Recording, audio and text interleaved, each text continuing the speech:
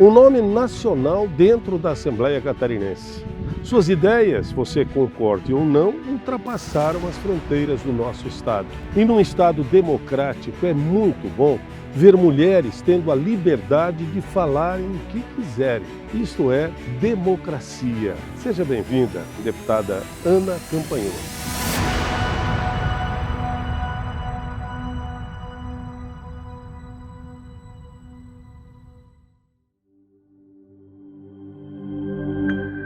Deputada, nos conte um pouco mais de suas origens, suas atividades anteriores à vida parlamentar e o que levou a senhora a buscar uma cadeira no Parlamento Catarinense, o seu segundo mandato e a sua reeleição com a maior votação da história. Bom, até os meus 20 anos eu não tinha muito interesse em política, principalmente na política local. Mas eu me graduei, sou formada, licenciada em História e lógico que durante o transcurso do curso a gente aprende um pouco sobre política internacional, também sobre política no Brasil, mas enfim, esse era apenas um interesse histórico, um interesse acadêmico. Porém, quando me formei na faculdade, eu comecei a atuar como professora, então por 10 anos eu fui professora de escolas públicas e privadas, principalmente lá na região oeste de Santa Catarina. Cheguei a lecionar também em Brusque, Itajaí, aqui no litoral. Nessa minha experiência como professora foi que surgiu o meu interesse pela política mais prática, aquela mais palatável, aquela que a gente vive no dia a dia. Bom, então, experimentando a minha vida de professora, eu percebi que existia um viés tanto na formação acadêmica dos professores de praticamente todas as áreas, quanto os princípios norteadores da educação no estado de Santa Catarina, os princípios norteadores da educação no Brasil. Percebi também a origem de um enviesamento à esquerda que ultrapassava os limites do que eu considerava ético na profissão e basicamente por causa da doutrinação marxista nas escolas, que na minha área de história, também em geografia e filosofia é muito forte. Basicamente por isso comecei a me interessar e me preocupar com fazer política de fato. Então eu comecei a cursar o mestrado aqui na capital, em Florianópolis, na Universidade Pública Estadual, e tive um novo impacto, passei por um novo processo impactante com relação a essa doutrinação, que foi o momento em que eu processei uma professora, depois fui processada por ela, os dois processos que ela moveu contra mim, eu venci os dois, enfim. Foram muitos embrólios voltados a esta questão da educação e da política, e foi isso que me fez pensar em participar da política ativamente. Quando me candidatei pela primeira vez em 2018, eu tinha o apoio oficial do programa Escola Sem Partido, fundado pelo Dr. Miguel Najib em São Paulo, e essa foi a bandeira que me elegeu em 2018. De 2018 a 2022, eu construí uma identidade muito forte também com o antifeminismo. Logo no primeiro ano de mandato, no Dia da Mulher, 8 de março, eu lancei o meu livro, meu primeiro livro, aqui nesse parlamento, na Assembleia Legislativa de Santa Catarina, um livro chamado Feminismo, Perversão e Subversão. Diferente de quase tudo que se escreve no Brasil sobre feminismo, eu fiz uma crítica contundente, tanto à história quanto à história do movimento feminista, mas também sobre o que ele defende hoje, sobre como ele se transformou, quais as suas facetas nos dias de hoje. E isso me conduziu à reeleição com a votação mais expressiva da história de Santa Catarina, justamente por estar em um nicho tão diferente, representando mulheres que antes se sentiam isoladas. As mulheres conservadoras, que embora sejam a maioria da população, não tinham representantes políticos, já que na política a maioria das mulheres são progressistas e defendem a ideologia feminista. O que foi um marco bem fundamental para a minha candidatura e para me tornar conhecida foi trazer para o Brasil algo que não é novidade em outros países, como Estados Unidos, Inglaterra, entre outros, onde o antifeminismo existe desde o início, quando surgiu também o feminismo. Então, nos Estados Unidos, por exemplo, Phyllis Schlafly foi uma grande líder política que defendia, que falava sobre o antifeminismo desde 1960 a 1970. E no Brasil, esse conhecimento, essa reação estava muito atrasada. Então, esse marco foi bem importante para me tornar a deputada mais bem votada do Estado. A política no Brasil hoje está variada em relação à diversidade partidária e ideológica. De que forma a senhora vê esta diversidade dos seus pares e da própria sociedade?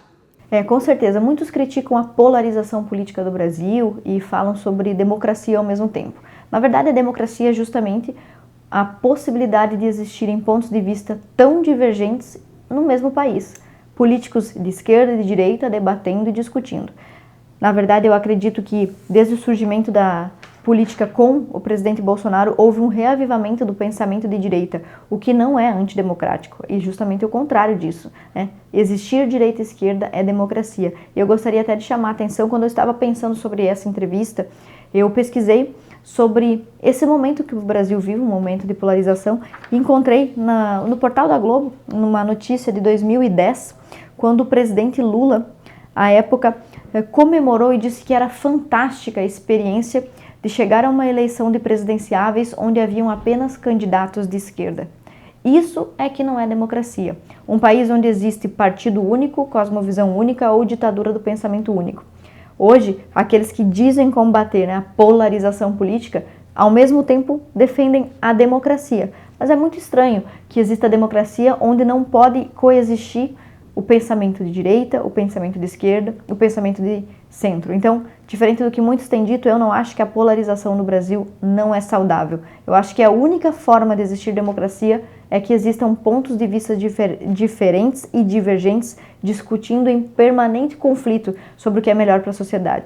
A direita defendendo os direitos individuais, a esquerda defendendo os direitos coletivos, ou o que ela chama de justiça social, e esse contrapeso, onde ora governam os políticos de esquerda, ora governam os políticos de direita. Isso deveria ser democracia. O que, na minha opinião, não acontece porque a esquerda, diferente dos conservadores, por exemplo, entende a política no Brasil como um projeto de poder e não como um projeto de governo. Então, eu acredito que a polarização é finalmente um respiro, né? Talvez um dos últimos suspiros democráticos da política brasileira.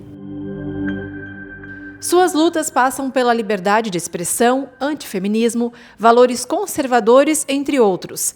De que forma a senhora tem atendido pautas de outras áreas e mantido os valores que nortearam seu trabalho até aqui, considerando o ambiente plural que temos em uma casa com 40 deputados? Pensando sobre essa pergunta, eu me recordo do que acabei de responder sobre democracia. A gente tem também circulando na sociedade a ideia de que ideologia é uma coisa e os trabalhos práticos e os problemas práticos da comunidade são outra coisa. E às vezes até a gente escuta pessoas dizendo: mas fulano de tal discute muito sobre ideologia, sobre teoria, sobre política, sobre cosmovisão, e não observa os problemas práticos da sociedade. Eu não concordo que exista esse dualismo. Eu acho que todo político que conhece e que tem uma cosmovisão firme, que é convicto, toda vez que vai tomar uma decisão política, está tomando uma decisão que não é neutra, que é mais à esquerda ou mais à direita, uma decisão política também enviesada ideologicamente. Isso acontece comigo o tempo todo e eu acredito que acontece com todos os políticos que têm um esclarecimento e um fundamento firme sobre sua posição no espectro político. Quando eu vou destinar uma emenda, eu escolho essa emenda para onde eu vou enviar de acordo com os meus apoiadores, com os meus eleitores, com o meu partido, com aquilo que realmente representa o que eu acredito. Então, nós somos recordistas no envio de recursos para a segurança pública, para a polícia militar, comprar armamento, comprar fuzil, colete balístico, porque eu realmente acredito na segurança pública de Santa Catarina, que é inclusive uma das melhores do Brasil. Quando vou destinar dinheiro para a educação também, eu escolho as escolas que não estão se destacando por doutrinarem os alunos, mas sim por uma educação de qualidade, uma educação laica, uma educação séria. E nesse caso, por exemplo, nós gostamos muito de destinar as emendas para escolas, para colégios militares. Então, eu acredito que existe uma marca ideológica em absolutamente tudo que o deputado faz. E é impossível desvincular. Outro exemplo disso é a nossa atuação na presidência da Comissão da Pesca. Desde 2023, sou presidente da Comissão de Pesca e Aquicultura e nela nós temos observado sanções do governo, por exemplo, portarias do governo federal, do governo Lula, que prejudicam a pesca catarinense. E nós temos discutido sobre isso, feito audiências públicas, e isso impacta diretamente na vida do pescador, na vida do produtor catarinense, das famílias catarinenses. Esse é um assunto prático, mas as suas raízes são ideológicas. E nós temos denunciado isso na Comissão da Pesca, em outros momentos, em palestras, reuniões do partido, sobre o fetichismo ambientalista, sobre como as pautas vinculadas à Agenda 2030, como tudo isso contribui para levar o nosso Estado a essa situação de problemas econômicos na pesca, na pasta da pesca. Então, eu não acredito que exista essa dicotomia. Ideologia para um lado e vida prática, ou influência prática, ou destino de recursos, ou políticas públicas de outro lado. Acredito que essas duas coisas sempre andam juntas e quando alguém tenta disfarçar a sua posição ideológica a respeito de uma política pública, é só mesmo um disfarce, porque a posição ideológica está lá e basta um pouco de investigação para identificar qual é esse espectro político. Quais são as suas premissas básicas, aquilo da qual a senhora não abre mão quando precisa tomar decisões como representante do povo catarinense? Aqui no Parlamento, toda vez que nós temos que avaliar um projeto de lei, principalmente na Comissão de Constituição e Justiça, onde eu sou representante do meu partido, a comissão mais importante aqui da Assembleia, onde tramitam todos os projetos, nós temos observado sempre o interesse público daquela pauta, considerando que Santa Catarina é nitidamente o estado mais conservador do Brasil, de todo o país, e nas minhas preferências políticas, nas minhas pautas políticas, eu sempre tenho atentado a isso, dar a primazia da educação à família, que a família tenha essa primazia. Quando eu vou observar um projeto de lei, isso fere, é incoerente com o que eu defendo, né, com relação a este princípio da primazia da família na educação dos filhos. Aliás, nós consideramos também se o projeto não é sectário do ponto de vista identitarista, desde que o marxismo interseccional divulgou essa ideia, né, de opressor e oprimido, de que certas pessoas são cidadãos de primeira classe e outras são cidadãos de segunda classe. Desde que essas ideias começaram a ser difundidas, projetos sectários, projetos que dividem a população entre brancos e negros, homens e mulheres, têm aparecido cada vez mais e nós temos feito nosso trabalho nas comissões em evitar esse sectarismo, em derrubá-lo sempre que possível, em combater o sexismo positivado nas leis, leis que favorecem mulheres por serem mulheres, leis que favorecem homens por serem homens, todo tipo de sectarismo, todo tipo de sexismo nós temos combatido sempre que possível nessas comissões. Além disso, temos apresentado projetos de lei por uma educação mais livre, por um respeito verdadeiro à liberdade religiosa dos cristãos. E aí surge a pergunta, mas por que você luta pelos cristãos e não pela liberdade religiosa de todas as religiões? Até considero que o Estado laico realmente existe e deve ser respeitado, porém, todo político é eleito por um nicho, e eu trabalho para o meu nicho. Eu fui eleita por um nicho conservador, por um nicho católico, por um nicho que preza pelos valores da família, e eu não negocio esses valores e não trabalho com incoerência quando se trata deles. Eu defendo realmente aquele que votou em mim, e não tenho a expectativa de agradar, por exemplo, todos os eleitores em todas as minhas posições, em todos os meus votos ou em todos os meus projetos. Para que os catarinenses conheçam ainda mais e melhor a senhora fora da esfera política, gostaríamos que indicasse um livro e uma música da sua preferência e falasse um pouco sobre essas indicações, dizendo o porquê das escolhas. Para quem é muito conservador, para quem é conservador de direita, eu recomendo que pesquise uma música do Jason, uma música internacional chamada Tente Isso em uma Cidade Pequena. É uma música internacional que fala justamente sobre os valores preservados ainda nas pequenas cidades, nos pequenos povoados onde ainda existe ordem, onde ainda existe lei.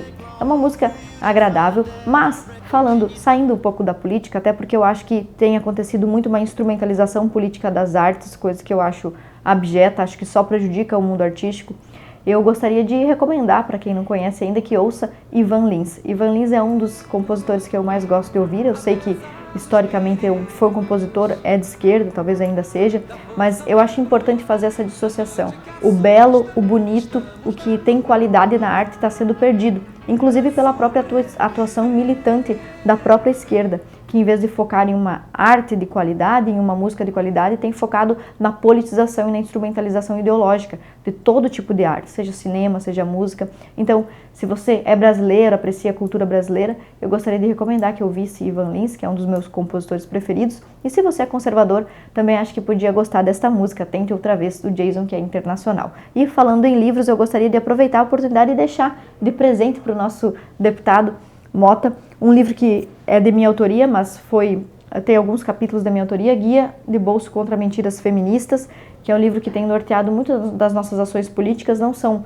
capítulos escritos apenas por mim, mas também por doutores, por escritores consagrados, especialistas de todo o país, de todas as áreas, desde doutores em história até filósofos, professores, e acredito que esse livro é fundamental para compreender o que é o surgimento do antifeminismo no Brasil. E o outro presente que eu deixo para o deputado Mota, que não é de minha autoria, é de um historiador israelense chamado Martin Van Creveld, e esse historiador é um historiador militar, um pesquisador muito sério, que escreveu um livro chamado Sexo Privilegiado, para falar sobre como as mulheres, na verdade, estão em muitas situações em situação de vantagem, em situação de privilégio, e que ser mulher, no fim das contas, não é uma desgraça, mas é algo muito bom e pode apresentar pontos positivos na sociedade, na economia, na política e na história. E com esses 2 livros eu acredito que consigo resumir um pouco do meu pensamento político e também presentear o deputado Mota, que está tão interessado em conhecer o que pensam os outros 39 deputados.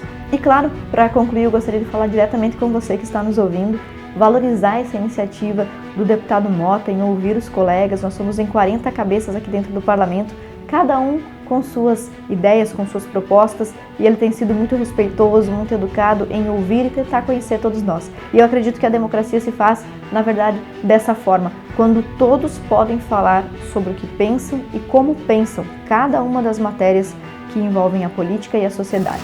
E democracia não é tentar calar ou diminuir a opinião alheia como se fosse uma opinião criminosa ou desqualificada. E o deputado Mota tem feito isso muito bem ao nos ouvir e a nos dar espaço para falar um pouco mais sobre aquilo que acreditamos.